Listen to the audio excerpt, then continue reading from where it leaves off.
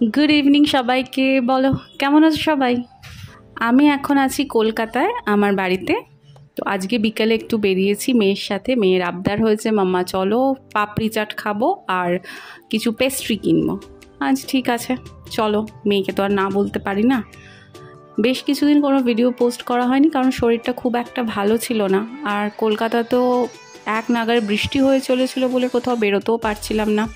তাই শরীর ভালো না থাকলেও ভালো করতে হবে মেয়ের জন্য, কারণ ও বেচারি ঘরে বসে বসে একদম বোর হচ্ছিল, কোথাও বেরোতে পারছিল না। তাই জন্য আজকে ভাবলাম চলো ওকে নিয়ে একটু বেরোনো যাক, ওরও ভালো লাগবে। সো ওকে নিয়ে চলে এসেছি ক্রিমসে, যেখান থেকে ওর পছন্দ মতো কিছু পেস্ট্রি আর প্যাটিস কিনেছে। এরপর সোজা চলে গেছি ভেলপুরি দাদার কাছে। আমি যখনই কলকাতা আসি তখনই কিন্তু এইখান থেকেই পাপড়ি চাট কিনি। এটা একদম সিআইটি রোডের দেবলেন এরিয়া, রাস্তার মোড়েই উনি বসেন আর দারুণ পাপড়ি চাট বানান। চলো এই দাদা কিন্তু ফ্রিতে প্রমোশন করে দিলাম।